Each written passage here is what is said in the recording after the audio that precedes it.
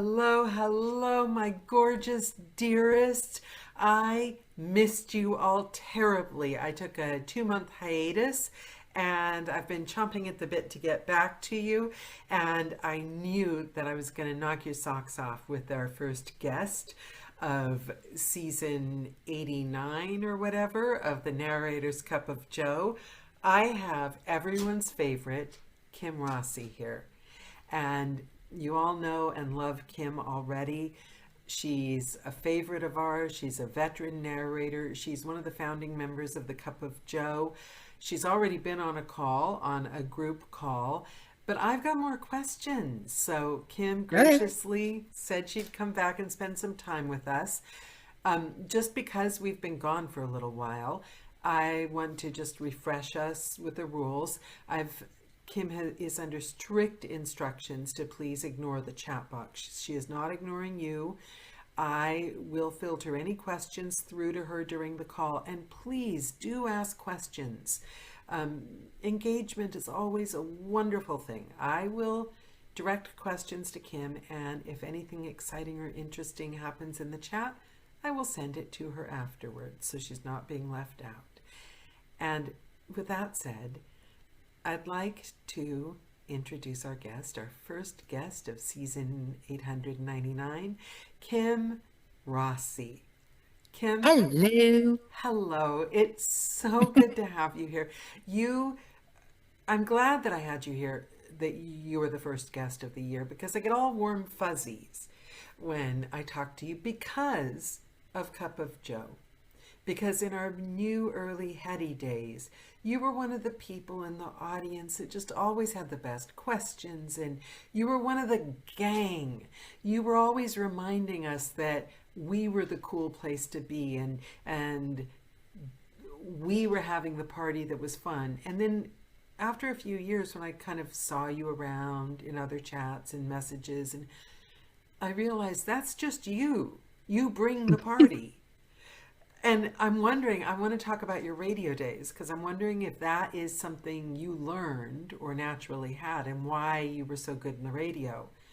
Because you have this infectious, come join me, it'll be fun thing about you. But I really want to start with your early childhood first. Oh goodness. Um, Tell us yes. about childhood. You grew up in Minnesota? I grew up in Minnesota, yes. What was And it like? it What were you like? Tell me about old you as a 10-year-old. as a 10-year-old. Oh goodness gracious. At 10, I've always been in my family. I'm the middle child and I'm always the performer, always trying to make sure that everybody's getting along. My brother was 3 years older than me, 13, started getting to those years where I'm a man, and it's like, no, you're not. Um, so, and then I have a sister that's 1 year younger, and she was diabetic since age 4. So there was that dynamic of trying to take care of her and also in the same tone being mad because some family things got ruined because she had a low. And then, then later in my 20s is when I became diabetic. So, 10-year-old me, my parents used to say that I was 10 going on 35. I Oh, always wanted to take care of everybody. I wanted to make sure things are done. I started actually cooking because my parents owned a business, so they weren't home. At age 10, my brother started working for their store, so I started making supper. did you feel stressed? Did you feel the weight of that? Um, no, I didn't know it was a weight because my brother had been making supper prior to me. We we actually earned our keep. My sister and I are having lots of conversations about this. You didn't borrow money from my parents. I actually got paid as an employee. We all did. We got paid as employees, and then we were expected to buy our own clothes, our own school supplies, stuff like that. So like allowances, but No, not like an allowance. You were not spending this on toys. You were not spending this on fun. In fact, when we were younger, we got paid, but we didn't actually see the money. My mom would hold on to the money, then she would take us shopping for our school supplies, and then she would like deduct it from whatever. Um, that's there was interesting. there was always strings attached to anything that was fun from my parents. So I stepped up and wanted to be mom because my mom wasn't around. My parents owned a business and they weren't around. Have you So, reconciled that as an adult, or are you yeah, a few years still, of therapy. yeah, because your nervous system has to have taken the impact of that. Oh, yes. Yes. No, got into my adulthood and started having conflicting feelings about things and not great emotional stuff. So I started therapy because I wanted to feel better about myself years ago. And then started learning through therapy that there were things in my child that wasn't normal. It was, this is not that Hallmark family that you see on the TV. That's that was not my reality. And Kept that's thinking the it thing, would isn't it? be Because if I, you only know what you know, don't you? You know what you yes, you know, only and you know what you see mirrored to you. So if you grow up in one way and then you see the TV, which isn't reality either, no. mirrored to you, that I have a really good question from the audience. Okay. Angie wants to know, is Kim's radio work, and this is a good question, is Kim's radio work available online? Call Mhm. numbers, days, times? Where can we hear this side of her work? Um, it's at 937theriverfm.com. I'll be on there in less than an hour. That show starts at 3. That is classic rock, classic hits, whatever. You'll hear Eagles, Tom Petty, a lot of Joan Jett. I don't know why. I don't pick the music. I I like do. Joan Jett. I know. But I've worked in radio for a really long time and I used to be a music director and I've been a programmer. So I always have to caveat it with I do not pick the music. I also am on the Zone 97.5. The Zone, I think I can't remember exactly what that. Um, but that one is my time 10 a.m. till 3. I'm actually still on that. Right now. I'll be finishing up my show. That's like Slipknot and Rage Against the Machine, and it's a new rock, hard rock format. I wonder if I can get it over here. At one point, I could get radio stations over here, but then it was like a pirate online thing and they kicked it off. And I have no idea, it's streaming, it's on a streamer. We've got websites that, stream live. So, Send me, after the call, send me a link to one of the websites. I'd love to hear you ready. Okay, this brings me to my real question. oh, okay. How much of your radio work is like Frasier and Sally Jesse Raphael? Oh, that is okay. That is an AM. That's an AM show. It is a talk show. I am a music show host. So I don't have call-ins. Years ago, I did a show called Moose After Hours. And Called what? that was What was it called? Moose After Hours. The radio station was the Moose. And Okay, because I would have been offended if it was. no, but it was Moose After Hours. And in that one, I actually dicked with the music a lot because it was requests. I had Moose After Hours exclusives. It was a AAA station, which meant we played everything from the Rolling Stones to Paul Weller. Oh, cool. Um, Did you yeah, talk to people on the phone though? I talked to that show. I had a big reel-to-reel sitting next to me, and every phone call that came in, I recorded because I took listener requests. And that could get a little more similar to that because, I mean, oh God, I took one night I took a phone call from, or it was several nights in a row. I took a phone call from the detention center because they Wow. listened to us in there. And this one, he became like a kind of a local superstar, whatever, because he broke out, I don't know how many times, but he was a fan and he would call in requests. I took, um, somebody proposed via my show. Um, Oh. I had this one won't be an I had somebody call up trying to settle a bet, and it had to do with David Bowie's Rebel Rebel. I don't remember what the bet was, but then um she was like, shit, I owe him a blowjob. So there's that. Can you beep them out, or was that recorded and you Yeah, no, I could okay. I well, since because I was playing the reel to reel back, so I mean I'm playing it live on the air, so I would just it wasn't digital then. You had to do everything kind of analog, so I could just hit the mute button real quick. So, but um it is not the same. It's like the difference between doing nonfiction and a multicast sci-fi. Yeah.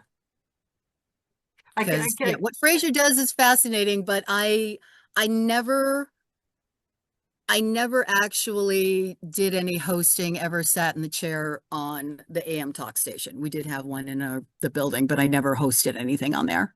see, I think I first of all, I think you would be the best. But second of all, I think what appeals, okay, I'm aging myself here. But did you ever see those? I'm really aging myself here. Um, but you know those 999 phone lines way back in the Yeah, olden days when the woman at the payphone with the like trim figure calling 999 for $1.99 a minute for 3 minutes maximum. right. I was the girl you would get because not the sexy ones, but Mhm. because when I was going through university and I ran out of money, I would work the graveyard shift back in the day where they had to have somebody there that would kick off any children so they wouldn't get Oh, sued. So my job was to keep it clean. Only 9 people would be allowed on the line and they'd get cut off every 3 minutes. But that's why I'm so jealous of you with the radio, because you're on the phone from 12 until 8 in the morning. And you're sitting there eating chocolate covered espresso beans, streamlining caffeine, and you're talking to these strangers.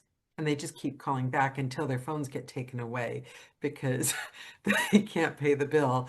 So, but they keep calling back and they become friends. And you reminded me of that when you said that lady. it's the same.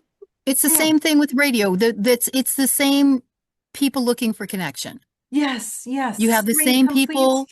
Yes. strangers. And there's something pure about connection between strangers Oh between yeah. 12 at night and 8 in the morning. There's something simple. Everything else is cut away, right? Hmm. That's what I love. That's what I love. I love that idea. But you with music, it's that is the same thing. I know you say it's different, but you're playing music. They're listening. They're reaching out to you, even if it's requesting a song. Hmm. But you're not in the Well, middle of and the part of night, the yeah, though. and part of the makeup of that, you have you'd have frequent flyers. You'd have these people that, especially these kids, that would get on and they would call like every 2 minutes to request a song. Um, that's not they so much maybe they wanted to hear the song. It was more about having an Connection. effect Yeah. on something outside of themselves. And I recognize that when I would do, all the requests that I did when I was doing Moose After Hours. Some of their songs, yeah, there were songs they liked and stuff, but the biggest part of that was them feeling like they had some connection with the outside world, And that they they do. were, They do have a connection. The best, I think the best of them comes out, right? It's mm, it reminds me of coffee shops. Customers at a coffee shop. It's probably not that way anymore. or sitting at a bar. I used to bartend Yes, because yes, people come and sit at the bar and they're looking for connection. Yeah. They're looking to be part of something. And that connection with a stranger is the closest. I'm still friends with somebody that called that. Shout out to Tomas Oh, from Sweden. I'm still friends from a guy that called that phone all the time. It's it is. And the people at the coffee shop, some of my favorite people in the world were strangers. well, You and know. okay. And this, my very first radio job was in Whitehall, Wisconsin. It was a daytime country station that went off the air at midnight. So I literally took the garbage out and locked the station up and powered it down, walked out the door. Um, but it was in a little town in Wisconsin, farm country. So have you ever heard of milking time? No. Okay. Also, I'm sorry, I do thrillers. I'm still worried about you Yep. leaving the building by yourself at 12 o'clock at night Uh, when nobody can hear you this scream.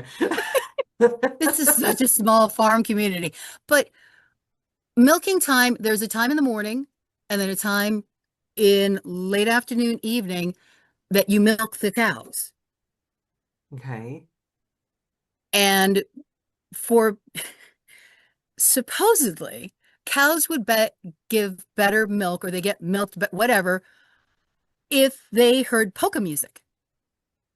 So at 6 in the morning, and then I think it was 5 o'clock or 6 at night, we had an hour of polka that we would play. And DeWitt brothers used to call from the barn because they'd want to hear that one polka, Hey, hey, Kim, what are you doing? Oh, You that's know, there's this polka. And I mean, and it's like, first of all, they had a phone in their barn, which was a little, eh. And there were brothers. And then you start hearing stories about the brothers that they live out at this farm all by themselves. And, it's just, and they smell more like the cows than people. Yeah. But they would They're say not they want whatever. married. The cows are their closest. Yeah. So yeah, but they would want to hear they always called, they always would request, and the requests were never the same. It was always something different.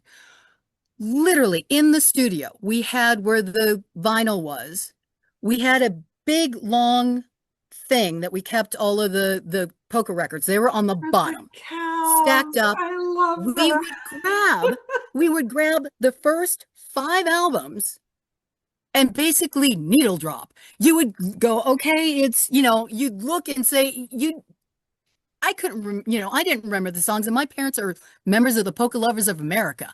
I, you know, I'd be like, oh, okay, Wait, it's were you joking Saint. there, or is there such a thing as Polka Lovers of America?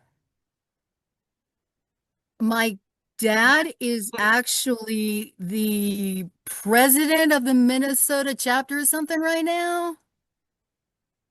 Oh, honey, you talk about childhood. I was on a float for 3 summers. They had a float for the store. It was a flatbed wagony thing that Polka Lovers of America in their costumes, uniform, would dance on, and then I'd have to hop off the float and hand out their um, newspaper. You were Nobody meant for wanted them. Nobody stardom. wanted them on the parade route. That was the clue that you were meant for great things. I think it was. So how did you very first get into radio? I was in college. I was wrapping up 2 years at the community college. I did not know what I wanted to do.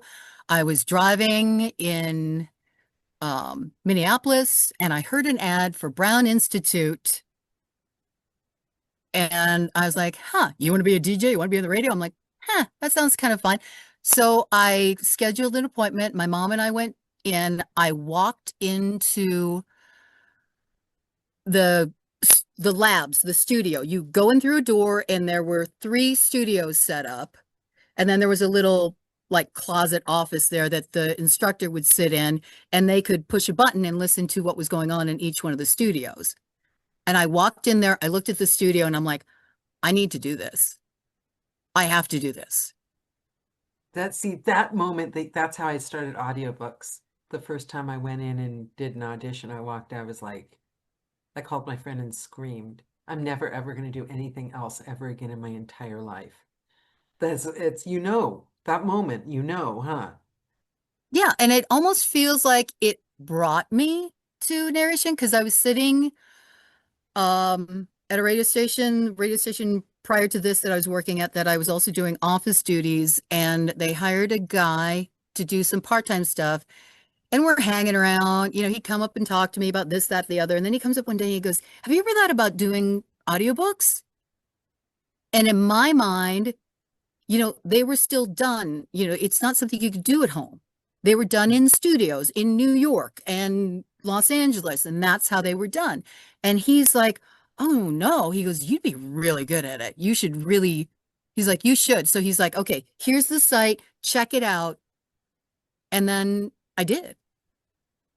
And I looked into it, and like my son, who is a computer genius, even at that time, at that young of an age, I was like, "Okay, I want you to watch this." And because there's on ACX, they have this is what you need for a computer. It needs to have, this amount of Yeah. RAM. And How old was your son at the time? at that time, he was 16, Yeah, so I think he was. that actually, Nancy wants to know, do you go to the radio station studio or do you broadcast from home at this point?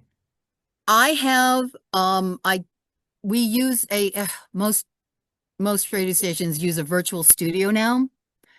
And I have a login that I use on my desktop that I connect to that, and I do it. I can go into the studio, and we were having some technical difficulties like a week or so ago, and I actually went in to the studio and used that. And to me, it kind of made me sad because I know what radio was like when you had an active live studio. Yeah. And I'm in there and I'm in the studio and I'm doing this stuff and I'm thinking, yeah, but I'm in the back of a building by myself in an office. Yeah. Basically, you go outside the door and it's just an office. There's no people wandering the hallways. You don't have the production director coming and bothering you saying, "Hey, I need the spot cut." I mean, it's radio stations are a completely different vibe now than they had before. I think we're just over that cusp of navigating. The world is irrevocably changed, and we're all coming Mm. to terms with it. And a lot with us, all the 80s, 90s nostalgia on Instagram, and we're we're we're missing the things lost. But we also have to look at the things gained. But there's a lot of stuff that won't ever Well, be the and same. the thing about being in live radio, you got the other jocks around, the other creatives around. You'd have bands coming in, you have community people coming in to talk about stuff. So you had that energy going, and there was kind of a give and take. But I was wanted to make sure that I mentioned this while I was on with you today. You talk about getting the books you need, right? Hmm.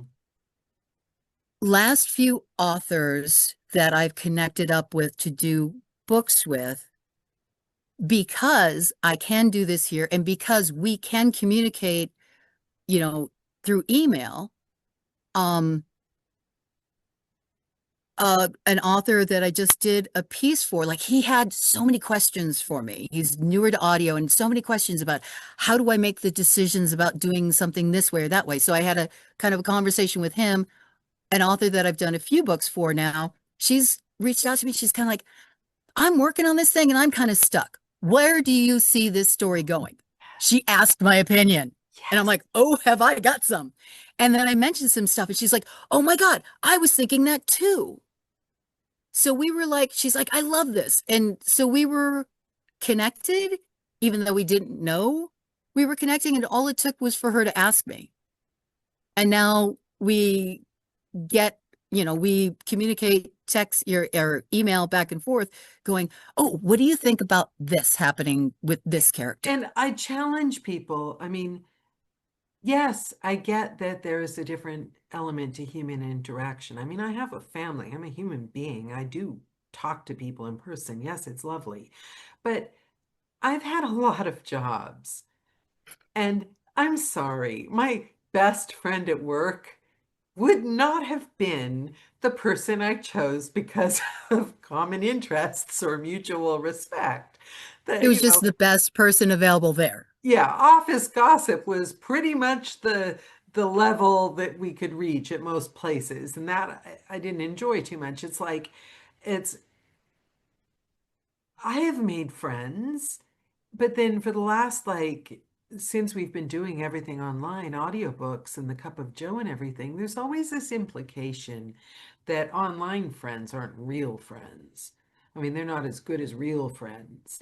And I get the human need to touch and hug and kiss and do all that, but I have audiobook friends and some of you in the audience, I count as those friends, and you, at the risk of embarrassing you, I count as one of those friends who have profoundly changed me, taught me something, reinstated my faith in humanity, and I feel are my people. I feel, and I used to be afraid to say that because I used to think if you say that your online friends are dearer to you than the guy at the coffee machine at the oil company you worked at, then you're a pitiful person that has problems with human connection. But no, I'm sorry. No, see, and I think because I know this to be a fact, and it's because I have kids. I have a son who this, what was it, like 8 months ago or something? He's like, so and so. I I don't remember what his online handle is, but I'm like, tell me what his name is. Andrew. I'm like, he Andrew wants to come see Montana. I'm like, okay. Can he come? Can he stay if he comes? I'm like, this, how long have you known him? They've never met face, they had not met face to face. He was part of the group of gamers that hung out together. And he came and stayed at my house, and he was a lovely young man. He was a very lovely young man. And my son has a friend in the UK. They both love MMA. He, they watch the streaming together, and he's like watching, he goes, and I'm like, a thing comes popping across the top, and it's because it's its friend in the UK making some comment. And But they're real friends. How is that they friendship are any real less? friends. Again, shout out to Tomas in Sweden. I mean, how is that friendship any less real? It just, I don't, I think people need to get over it. The pandemic's been and gone. We've isolated. There's a level of connection, and there's a level of connection that you make through your art and your books. I know from I just had we just had another book that came out that I was going on the sites and saying, "Hey, I have codes." And I have I have some people, and they will message me and they're like, "Oh, I saw you have a new, hey Kim." And I'll send it to them. I'm like, "Thanks." And we have a real human interaction. It's through Messenger, and it's because they like what I narrated and how I narrated it. And I don't think there's anything wrong with counting someone like that in your friend group because they obviously appreciate something about you. Okay, I want to ask you something. Huh. Because I'm interested in your opinion about this, and you seem very balanced in social media, but you do you promote things. You're very calm. You've never been part of any weird herd. You've never had problems with people. You seem very balanced. Um,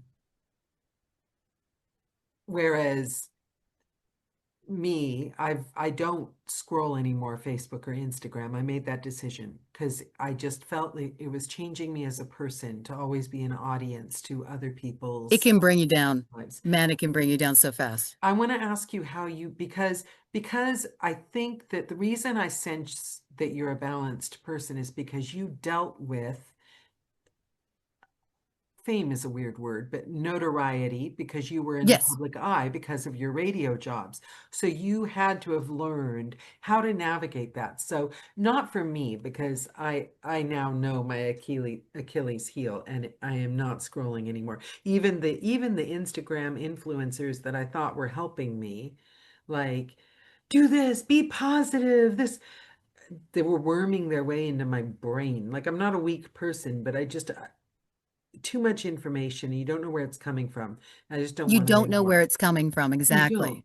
But if you're talking to a narrator who's, I'd love you to address coming from a place of a person that has been in the public eye and who's, and audiobook narrating is hardcore in regards to social media. It has to be, or you don't exist in some ways. And I'd love you to talk to the narrator that's A, just starting and a little overwhelmed, and then also talk to the narrator who has now been exposed to all this and might be exhausted. What would you say to them about the whole thing, the approach to social media, etc.? Well, if you're finding yourself exhausted, then just dial back. Danielle, you unplugged for a while. Yeah. Um, if you have to retain your sanity. You just do.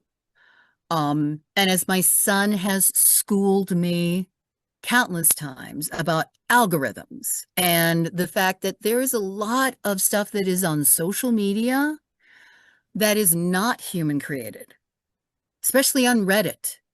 A lot of those things are not human created, they're bot created. They will feed into, whatever. I'm always amazed. It's like I'll look at one thing and then all of a sudden every other ad on my Yeah. Facebook thing is, you know, Yeah. and yes, I get mad when I had a one of those ads of you can turn your book into an audiobook in 5 seconds Oh by my using God. and it's just like X. Oh my. Like, no, go away. But if you find yourself, you have to learn to distance yourself, and you have to have that mindset of just because I worked in radio, I cut a lot of ads. My parents owned a business. I understand marketing. They're lying to you. I taught my kids that from like day one of How watching do they anything on TV. They justify are that? lying to you. How What? do they justify that? Do they tell Because they're trying to, themselves I'm a liar? I don't well, understand that. I it still don't used to be. understand. Okay, it used to be you just had the ads in between TV, right? Or on the radio that are targeting whomever. And there is a lot of thought put into that. Yeah. Time of day, who your prospective audience is during a different, specific show, what is your demographic, all those things go into that. And it was kind of scattershot. I mean, let's face it, you had a country format, you had a, whatever format, you can kind of sort of dig down the numbers would come out and you could kind of divvy them up. Now they can really dial them in. So you are being super served. Whatever you've searched online, you are now being force fed it back. So I have always been really good at ignoring ads or ignoring anything that I see as suspect. I'm very suspicious towards anything. And I have to be in doing stuff on the radio. I do it for my listeners and I'm always trying to make sure that I'm not inflaming someone or really pissing someone off. because you will get those, my bosses will send me an email going, we got this the other day. Somebody didn't like that you said this on the air. Oh my God, So I'd be in real trouble. you learn how to you learn how to try to keep that balance. But it's as far as being online and doing that kind of stuff, I try to keep online posts upbeat, helpful. If I repost something that somebody has done, it was because I read it and it was like, oh, I feel a little lighter now. I'm going to share this. Um, I definitely don't, things that are going to inflame me and make me mad, and I read it and I'm like, ugh, I'm not going to share those. Anything that I'm suspect that it is not a real story, because you have to watch out for those. There's some stuff that is snuck through to, Main Street, news organizations that they have regurgitated, and all of a sudden it was like, ugh. It's like last night, my husband, there was an accident somewhere, and he's getting Facebook updates on it. He goes, "Oh, there was there was this bad accident. Somebody died. Oh, they're saying it was a woman who died. Oh, now they're saying three people died.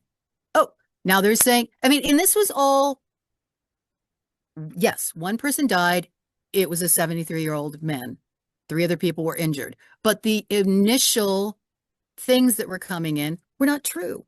See, that's why I prefer really, really hardcore thrillers to narrate and true crime because it's relaxing, because it's happened.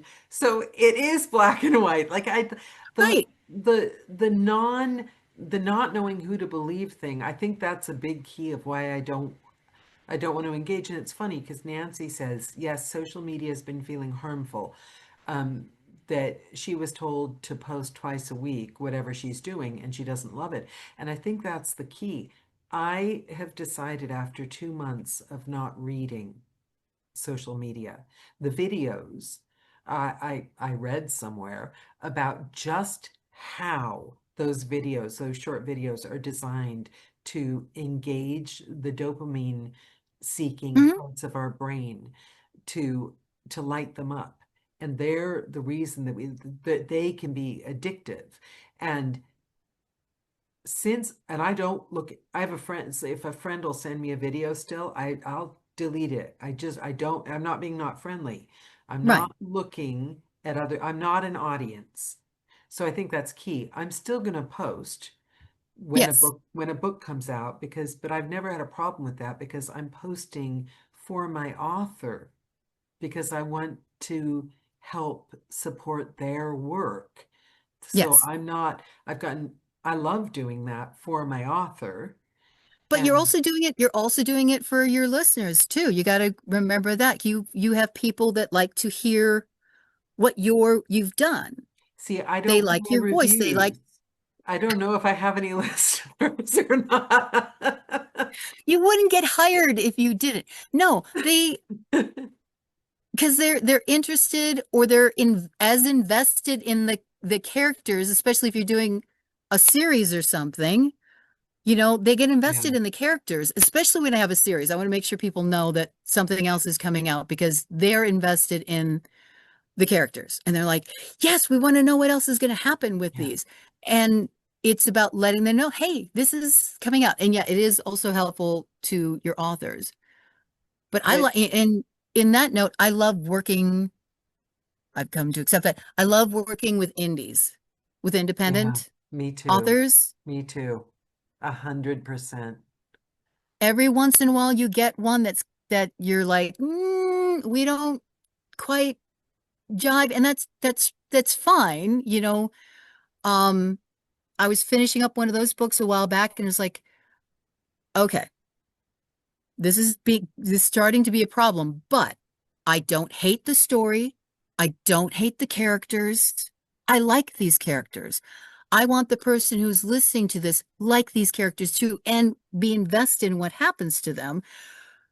So, all right, there's been a rewrite, and they want me to re-record this part of the book. okay, we'll do that. I know. And then I'm like, I didn't even post about it because I know exactly what would happen Yes, if I did. just for any authors out there, we won't do that.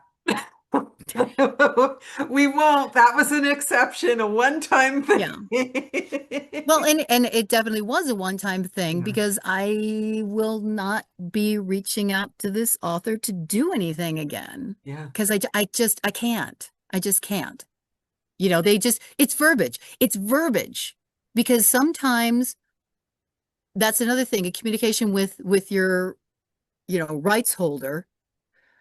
You have you have to make sure that you're communicating and you're understanding the language. Get out with a conviction. This is what I do. Back to radio, my second radio job. I've only been in radio a total of maybe 6, 7 months. It's 1:30 because I'm doing overnights. 1:30 in the morning or so, that flashlight goes. I pick it up. The voice on the other end of the phone says, "You fucking suck. I hate you," and hangs up. gosh. And I'm like, Can't you just not listen to the callers like I don't read my reviews? well, my thing was immediate. My response was, I'm like a new DJ, and I'm like, I was prepping. I was doing midnight to 6, but I was prepping a show. I was actively doing a show from midnight till 6, and I thought, oh my God, what do I? And I sat there as the song is starting to end, and I'm like, and all of a sudden it clicked with me. I was like, if I can't get past this, You then I can't need do. to do something else. Yeah. And that's what I thought. And then I thought, I like what I do, and I have 100,000 watts of power. Okay. So then so I, the next time I talked, I'm like, hey, it's, Kim on, I don't remember what station it was. But hi, I'm super happy. And I was like, and thanks so much for that phone call. It really made my night. Do you know what? I am going to make that the heading of this call. What?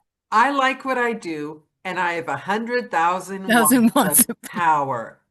I am going to tell myself that every time I go in to record from now on as part of my warm up. I like, I love that. I love And that.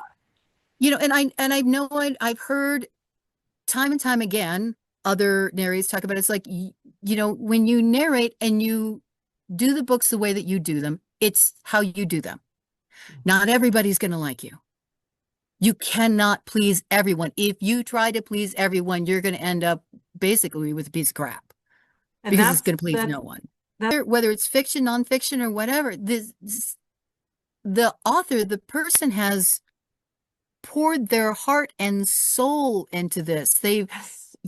thought and thought out. They've created these characters. They've created this world. And you've created And together because you created yes, your world with theirs. You've done something, you've created magic together. hmm And yes, that's a bond. And yes, I think it's a much more profound bond than, someone you work with. right. Somebody you're nice with because you share space. Yeah. And Krispy Just Kreme donuts. yeah. Yeah. That's all I remember about that job was the donuts. But okay, so you've done, I mean, you are a veteran. You're a veteran radio. What do you call yourself? Radio show host, radio DJ? What do I put on my tax documents? Um, Radio personality or Ooh, on-air I host? love that. Like a celebrity. You're a radio personality and an audiobook narrator, beloved by your authors. How do you feel now? Now that you're like, you've earned the stripes, you're sitting on the throne of like, wisdom well earned, you've put the graft in, you've gone through the insecure years, and now it's all about what's it about now? Refining the craft? It's well, And I think it was Scott Brick. I read something that he had said about the fact that you're never done learning. Yeah. You keep, there is no perfect.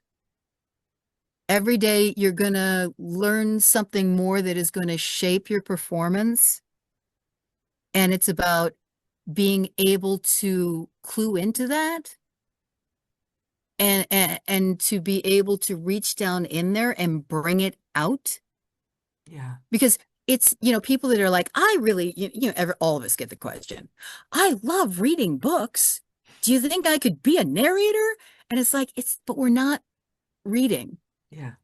That's not what we're doing. And because you've done some of the hard books, you get done with some scenes, you need a moment. Like you're like, I had one thriller that was so well written, and he put gritty in gritty, right? And mhm. I was worried that I wasn't going to make the deadline. And I got to tell you, after Oh no. reading that book, I was worried about pissing him off because that book caused me a couple of sleepless nights. I actually want to ask you two last questions, even Okay. though I'm going to use that quote. What was that about the 100 watts of power? Give me I the have a quote. microphone and 100,000 watts of power. I love that quote. That is going on the heading of this call. But I still want to ask you for a final piece of advice. But also, more importantly, oh my God, what is the book of that gorgeous cover that you've got as your Facebook profile? Angel Unlucky. It It is looks booked. really good. Yeah, she does her own stuff. It is book 2 of the Abby Angel series.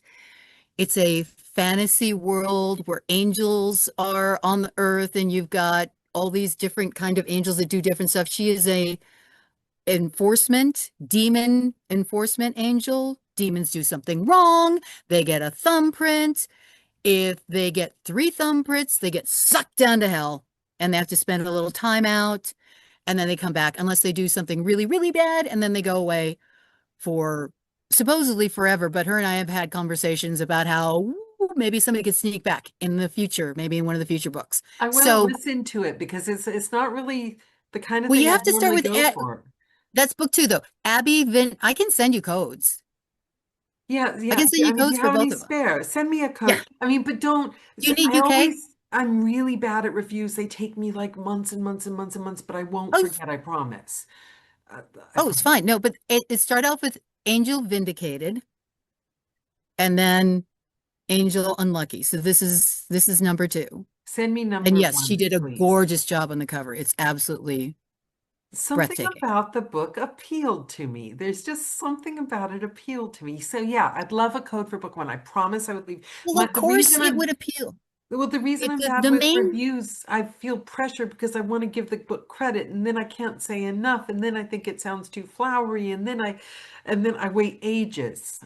I'm just happy if people listen to it and connect with it. And this character, Abby, she's an angel, but her halo's not exactly on right, you know? And the best I already have gotten the best compliment from this book because when I posted something about this book coming out and that there was, the first one that was out there, a friend of mine who we are good friends. We connect up every once in a while. She's on the road with a camper right now, photographing, and you'll love this. They are hot air balloon enthusiasts. Cool.